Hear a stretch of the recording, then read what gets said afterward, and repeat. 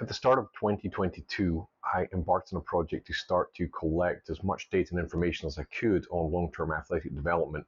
And this was mainly driven by an interest in my own children's development as young athletes, their development of movement, and their enjoyment of sport. And my kids in particular enjoy playing ice hockey, which is a very new and different sport to a Scottish guy like me who grew up playing football, soccer, and other sports that are more traditionally associated with the culture which I'm from. My first interview is with an individual PhD called Dr. Rick Howard, who is best known for his work on the position stance around long-term athletic development, or LTAD for short. So I prepared this as a first of a series of videos to assist all other parents who have a vested interest in their own child's physical development and lifelong participation in sport and exercise. LTAD as a model has really surprised people, I think, in terms of what it has, because they really want to say, all right, what exactly is it that I do? And we think of it more like a framework toward a physically literate culture to get everyone to understand that being an athlete in our sense of the term, in terms of, we always think of an athlete as an elite performer in a sport. So we kind of always look at it in that context, but that's not really what it's all about. It's really about helping every athlete be the best they can possibly be, looking at everybody as an athlete, whether they're competitive or not competitive, no matter what level they are, like getting to that next phase of their physical activity pathway throughout the life course, wherever they want to go, whether they're in high school, whether on a U13 team, or whether they're a senior athlete or somebody who just wants to get going. The framework that we created shows it was based on youth, of course, when we put the paper together, but now we figured out that it really is a long-term, longer than we anticipated. It's a cradle to grave model to get people to be physically active. So that's it in a nutshell. Mm-hmm. Anecdotally, observing things, and this is in no way a criticism of physical education teachers or PE teachers. I had great PE teachers at school. Has something changed in the way that these skills are taught or expressed, do you think, recently, or our society changed? So now the only exposure that kids are getting to movement qualities that we would consider important are occurring maybe just in isolation in the school? I love when the answer is all of the above. So it's all that's really happened and changed over time. Some people will historically look back and think that phys ed used to be so great back in the 60s, and they show all these videos of young men, and they're all lean and they're all out there exercising together with their shirts off, and they're doing pull-ups and push-ups and all kinds of feats of strength that most kids could never imagine being able to do right now. And we're like, well, if that was so fantastic, why aren't we still doing it? So we're not still doing, because it certainly didn't work for everybody. It worked for a certain part of the population. So we had this sports model. So that looked like a really good idea. So we were helping our youngsters learn how to play different sports. The criticism of that came, and they said, well, you're only going to be able to play sports for a certain period of time. And even now, we have over 70% of kids dropping out of sports. It used to be age 13 when the data first came out. It's trending downward, closer to age 11 right now, which, for a lot of us coming up, we hadn't even really started playing organized sport yet. Now kids are dropping out before we even started. So we have that issue to contend with. And the other side is they created what they call the new PE. So they focused on lifetime fitness. So kind of what we were talking about for physical literacy, like getting kids to be active because they want to be active. However, the approach, in my humble opinion, left a little bit to be desired, because who decided what those lifetime fitness activities were for kids? Not the kids, the adults did. So they went down this path, and when you looked at it, they were activities such as walking, jogging, biking, playing tennis. And I'm like, what do we need phys ed for to be able to teach us to do that for a lifetime? Those are just, things that your parents teach you, or you do somewhere else. So our lifetime fitness activities really didn't require the skill that our kids need in phys ed. So that's what we really like about the LTAD models. It really helps us to take a look and say, if we can help all of our kids learn the fundamental and foundational movement skills, apply those in situations so that they could learn what they like to do, which certainly can change throughout the life course, then we have a win-win. but we haven't had that type of a thing in phys ed in the last 60 years as I've seen it. I mean, some schools do a great job. Like you said, you had great phys ed teachers. I had really good phys ed teachers coming up too. So I love phys ed. I've taught phys ed. And it shocked me how many students would come to phys ed class and they hated phys ed. I'm like, how could you hate gym class? It's the best time of the day. You could scream, you could yell, you could run around, get your energy out, have a good time. So we would try to involve them in the process, which is part of Tom Ferry's Project Play thing too, is ask the kids. Well, I would do that in phys ed class. I'm like, all right, what do we need to learn about? What things are going on? What can we change? And they were great. They were very forthcoming about what they wanted to learn, what they didn't want to learn. There's a really cool study that just came out. I don't know if you saw it, that was talking about kids want to have a little bit more challenge in what they're doing in phys ed, even to the part of somewhat risky behaviors in phys ed, like running and jumping, climbing, bumping, and physical contact and stuff, more than what we're showing them that what we think as adults is lifetime fitness activity. So there's a bridge that we need to gap here to be able to bring that together. We were talking about, and I will attach a copy of that paper, I think it's open access, but what are the fundamental movement skills? Great question, because there's been a lot of conversation about it, because we have what we consider now two categories: fundamental movement skills and foundational movement skills. So the fundamental movement skills are those skills in which every one of us should be competent in by the time we're like 9 or 10 years old. So if you think of it like from a school perspective, it'd be like, all right, in science, you're able to think and reason. In math, you're able to add, subtract, multiply, divide. And in, let's see, in other classes we could look at, you're able to read at grade level, complete sentences, etc. For physical education or for movement competency, we should be able to confidently and competently move in our fundamental movement patterns, which are broken into 3 categories. So there's one that's like object control. So throwing, catching, hitting an object, striking, all of those types of dribbling, all those types of movements. There's also body control. So being able to jump, land, well, not jump, but land, to change direction, and a lot of these other factors that are based on controlling our body in space. And then there's our locomotor skills that we most often think of, even in phys ed and physical activity: running, jumping, skipping, hopping, galloping, all of those types of movements. So the evidence that we looked at really was strong in terms of supporting the better youngsters were at the fundamental motor skills, the more competent they felt, the more confident they felt in their ability to be able to continue to do those movements. And then if you couple that with increasing muscular strength, the more likely they were to continue to be active. Throwing and catching in particular, interestingly, have been shown to be 2 skills that really help to predict future physical activity. And then Dave Stodden and his group took a look at some of what they called, with Ryan Holtein, they're looking at foundational movement skills. So what are those other skills? So like everybody should be able to swim. Everybody should be able to ride a bike. Everybody should be able to run. Like a lot of the other activities, squat. So then we get into our foundational fundamental movement patterns, right? So you have your squat, your lunge, your hinge, your push, pull, upper body, brace, rotate, and carry. So you start adding all of these types of activities. So if we can get everybody comfortable in these foundational fundamental patterns, then you can build on those. So those become the fundamental building blocks of movement for all of our kids. They're the ABCs in physical education. So rather than saying that, we're going to make sure that everybody learns how to play baseball, let's say, and you'll have the kids that already knew how to play baseball, they'll play.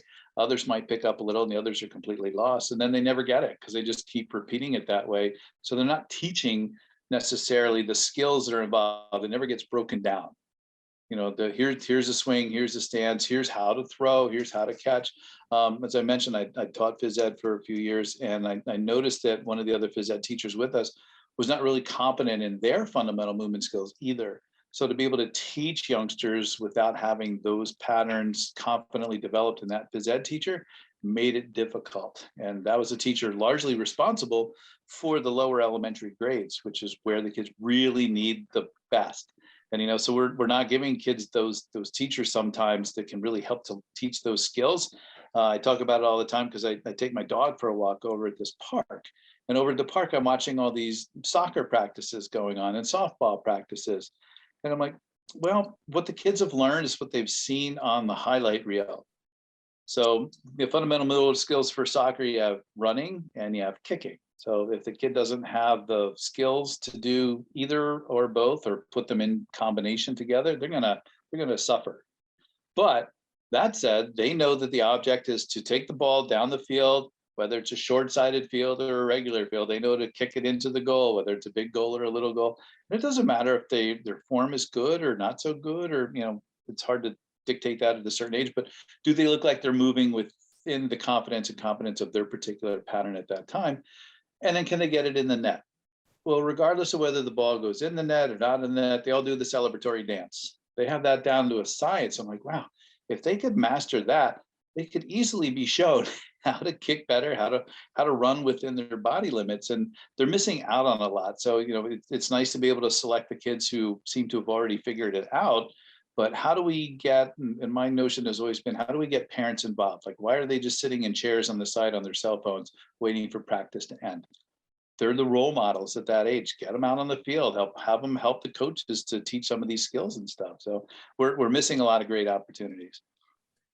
What we've been looking at, when I say we, me, my kids and my little micro community, and this is partially stuff that I got from Derek Hansen. We were talking about, he said, look, just start a community night. Just you do it. Just you go. Take your kids, invite their buddies. Don't make it 2 hours. Right. Just go with a plan for 10, 15 minutes of stuff you are actually going to do, and then let the rest just unfold beyond it after that. And and don't charge for it.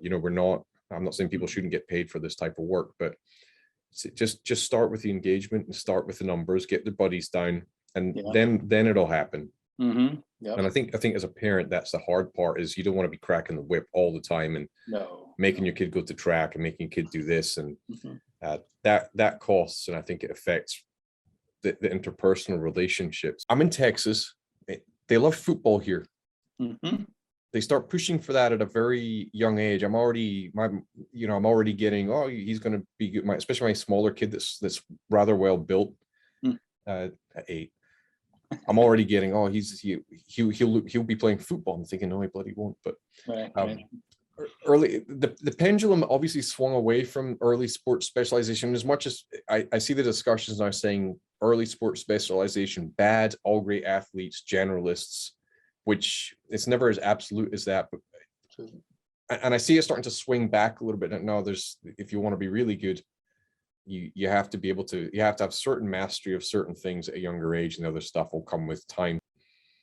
Well, it's really individually dependent on the level of skill, fitness, and ability and interest that the young athlete brings to the table. So a lot of that gets overwhelmed by the sheer amount of volume of training that the kid gets. So we look at those definitions of specialization, of participating in a sport more than 8 or 9 months per year, and they're doing it without any breaks throughout the year, and they're playing one sport at the expense of other sports.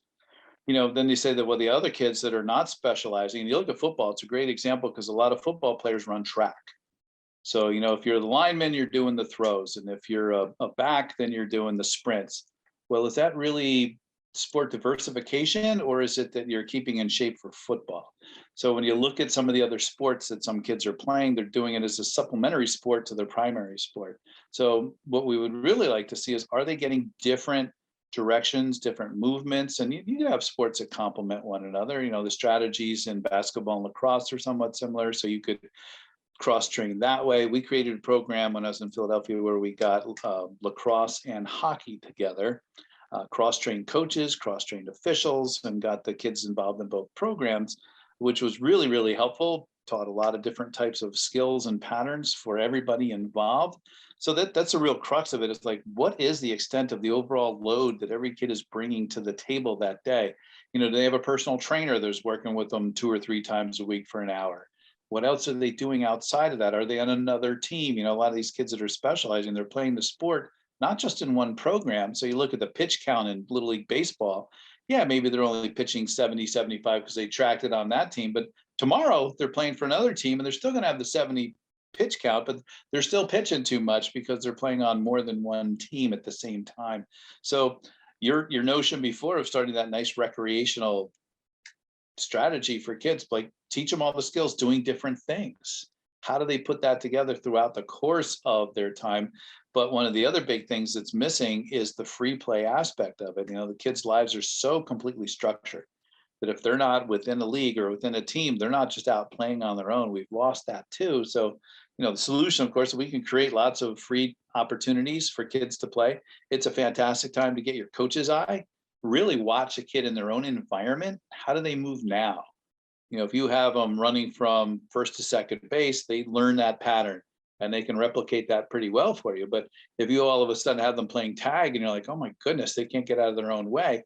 Now you've learned something about how to help their skills get better that you wouldn't have seen by just coaching the sport. So we always encourage, even for those athletes who they love this sport, they want to play this sport, why not do other sports or games or other things as part of your dynamic warm-up to help you learn some of the other aspects of fitness, of motor skill development, but then give the kids time off to be kids. And we so often miss that because we think we have to have it regimented and scheduled every hour of every day, all year long with no free time. So we have to give them that time to unwind from the sport and from sports itself.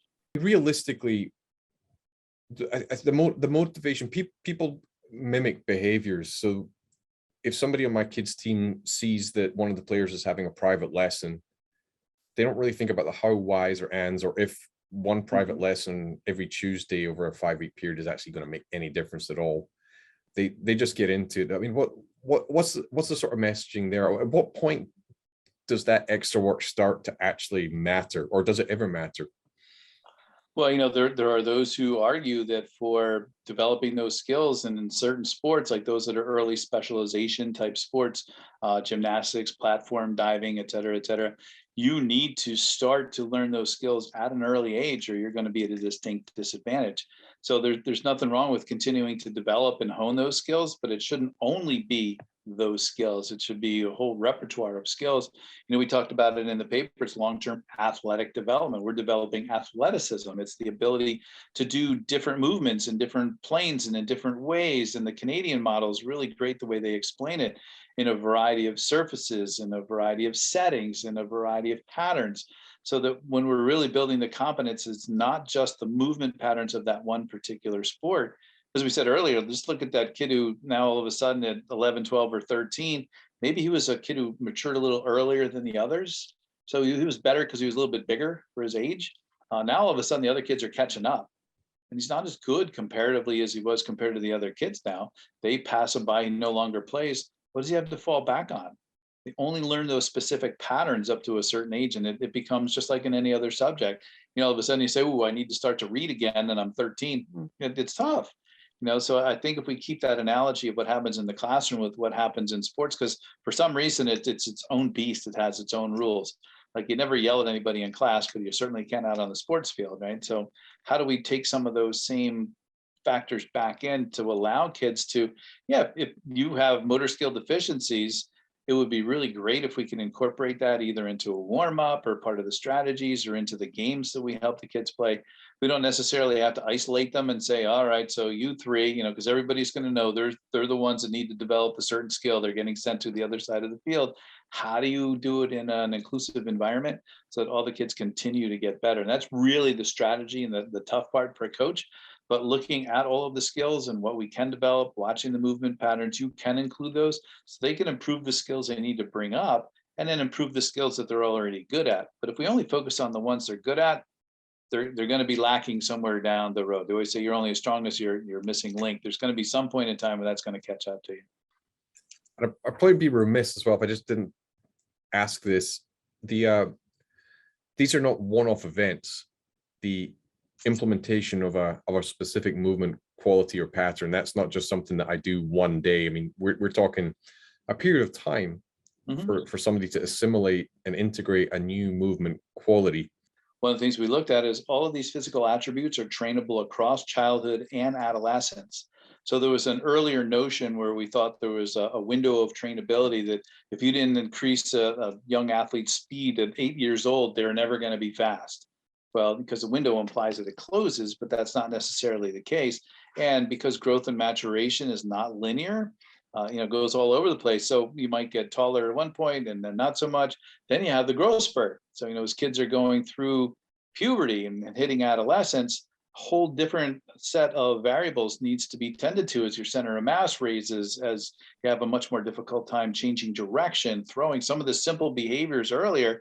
Now you're in a new body, you need to retrain them. So the end of the day, we need to continue training them throughout childhood and adolescence, which was one of the other stumbling blocks in physical education, because in most state standards for phys ed, motor skill development is no longer part of the standards after 4th or 5th grade, because that's the time they figure, well, you must be competent in them, but it's not necessarily so. And then as we continue to grow and develop, we have to keep looking at those and keep enhancing them through games. And, for kids, I keep saying that, it doesn't always have to be these rote skills and drills, because then we're just getting kids better at rote skills and drills. We need to have them the opportunity to solve movement problems, the opportunity to look at how they're going to look at things in different types of spaces, to build that field sense, not just in whatever we're playing, but in everything.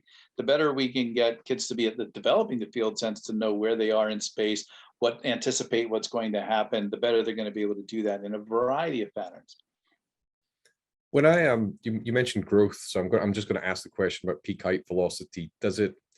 I've seen some models try to, I don't know if manipulate's the right word, but let's say harness the changes which are occurring during that period of time. I myself am probably philosophically opposed to that because of its, I think, of its unpredictable nature, right, and the other demands that they have. But what do you feel about that? Is that when you're working with kids and they're going through that, do you modify?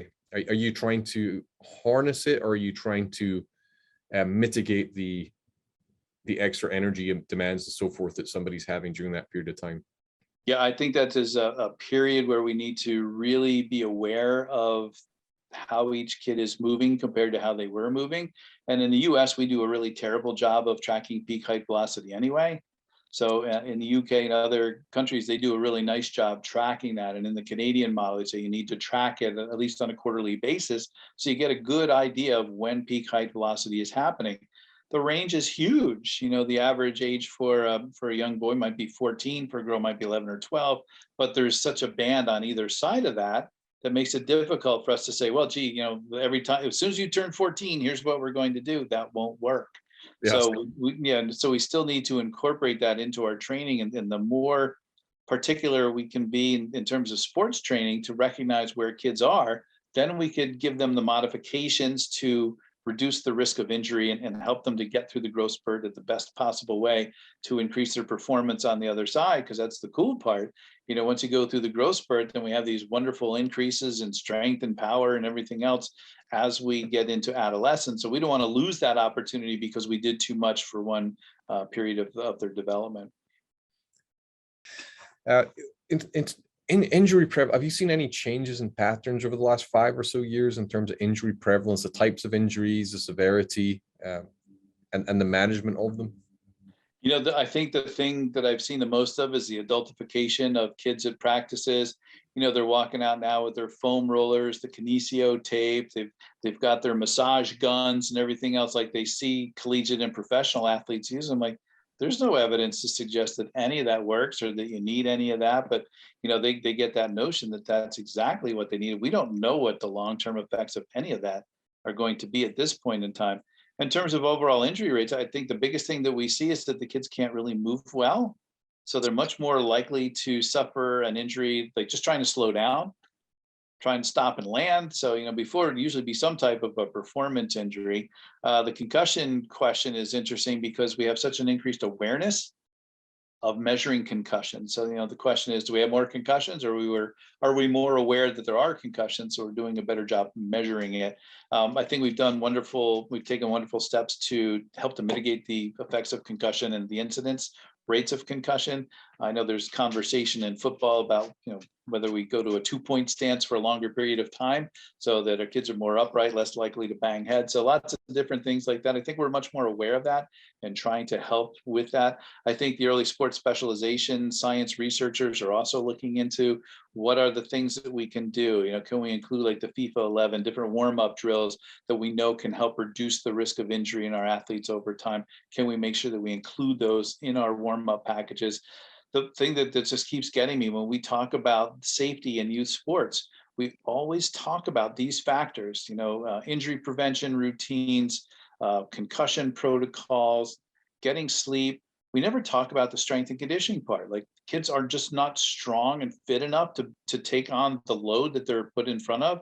And that's where injuries are happening. So we need to really make sure that within all of these programs, we're helping to develop kids' strength, their endurance, their capacity to move, as well as the sports specific part of it. We're missing a huge part of that equation by not really getting them in shape before they go out and have the rigors of sports participation. What's an appropriate time to start, let's say in the weight room? And I know that sums up a particular image in a lot of people's minds of what that looks like, and it needn't look like that. I mean, I see great stuff. Kelvin Giles, He's fantastic. Is it Jeremy Frisch as well? Does some pretty interesting stuff, and then Joe and yourself. So the weight room the environment is not an inappropriate environment for youth athletes to be in, really, at any point in time, I would say. Yeah, I mean, it's not a bad thing, as some people think, because they think that what you're going to do, just like they think when we say athlete, we're meaning elite athlete only. They think that we say resistance training, that we mean big, heavy weights, the weight you can only lift once, doesn't matter whether the technique is good or not. And that's not it. You know, for our developing athletes, and there's a great position statement that we did around the same time as the LTAD statement, talking about strength training for kids. It came through the British Journal of Sports Medicine and had a lot of other organizations sign on to it, saying that resistance training is beneficial for kids and kids should learn to do that, but there's a way to do it. So you're building their toolbox as youngsters. You're saying, all right, so you need how to move your body weight. You should be able to know how free weights work, kettlebells, dumbbells, tubes, bands, all different types of equipment. Like, learn how to use those different implements to do the different fundamental movement patterns. So if you're going to do a squat, a lunge, a hinge for lower body, for example, what different types of implements can you use? And of course, we're not trying to maximize the load, especially before peak height velocity. We're really just trying to ingrain those wonderful patterns. You know, a lot of our Olympic developmental coaches will say once they get somebody on site, they have to spend a year untraining all the bad habits they come in with. So we really need to take that time early on to really develop the habits. Just the repetition of continuing to work and to do these movements and to use different implements is going to make the kids stronger, more fit, more agile, more faster. So that's really the magic of what you see, especially like with Jeremy's work, when he's showing all these different types of things he does, like gymnastics movements, tumbling, different, getting up from different positions, solving these movement problems. He doesn't have everybody in there, you know, doing cleans when they're 8 years old or maxing out their deadlift at 10. He just has them moving and then getting stronger through moving. And that's what's been missing, because if they're not playing a sport, kids tend not to be moving. So how do we help them to do that to supplement their sports program if that's what they're most interested in? To tie up here, or as we come to the end, we've listed 2 fantastic papers. I think we've talked about at least 4 fantastic practitioners. Any other resources that I've missed or we've not mentioned that you think are must-sees? Yeah, I think that Joe does some work with the LTAD network in the UK. They have some fantastic resources available for people to look at there. Our colleague Tony Marino up in Michigan, he's doing a lot of work trying to get groups together within the state to really help drive the model of physical activity, physical literacy, and long-term athletic development. So a lot of what he has is really good up there. You know, even within organizations you wouldn't ordinarily expect, the Physical Activity Alliance and under the government, you know, they have something where they have youth sports champions that they're trying to recognize who are trying to do the right thing. So I think we're going to be able to start looking at some of the programs that they've put together and say, well, this is a good way to do it. Here's how we can actually move forward with that. But off the top of my head, there are a couple that we can look at for now. Thank you, Rick. Rick, I'm going to thank you so much for your time, for coming on and agreeing to do this. I didn't have to badger you that much, which is nice. yeah, appreciate that. Yeah, there's a great conversation, and thanks for the questions. Good questions for everybody to think about. Thank you.